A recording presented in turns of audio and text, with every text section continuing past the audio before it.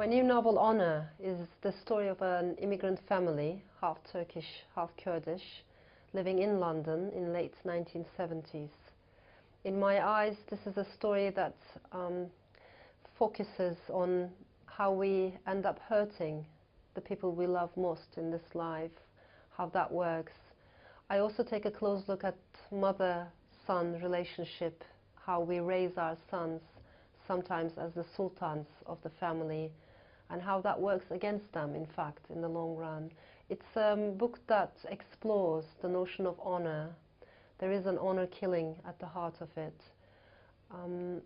But basically, in my eyes, it's a story of love, families, and heartbreak.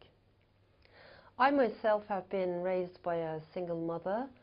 I did not grow up in a very typical patriarchal, traditional family. So I was a single working mum, and I observed her all throughout my childhood as a divorcee, perhaps the price my mother had to pay in a very male-dominated society. I think this might have had some impact on my writing, my personality even, I would say.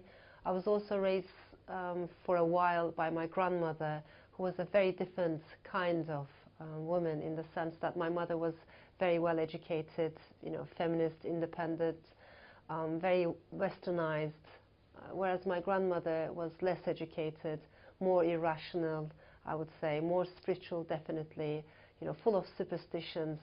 And from her I learned this culture, oral culture, the traditions of oral culture, and from my mother, of course, written culture. I love that combination. I love mixing them in my work. In this book, I write about women in a patriarchal setting. However, that doesn't mean that these women are passive beings, that they're victims. I wanted to show their strength, but also conflicts. In my writings, they're always colorful, strong Muslim women characters, because I've seen these women, I've observed these women, and I know they exist. I divide my time between London and Istanbul. These two cities, in some ways, I find them similar. In some other ways, they're quite different.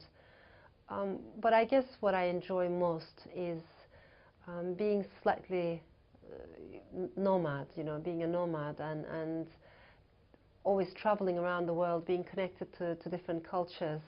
I do think of my writing as a drawing compass. One leg of that compass, as you know, is very static. It's based in a certain location. It's rooted.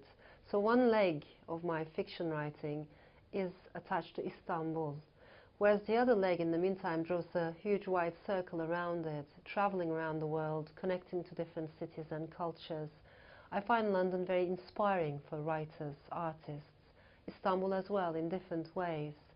I also write in two languages, and in that sense, I am commuting not only between cities, but also between languages.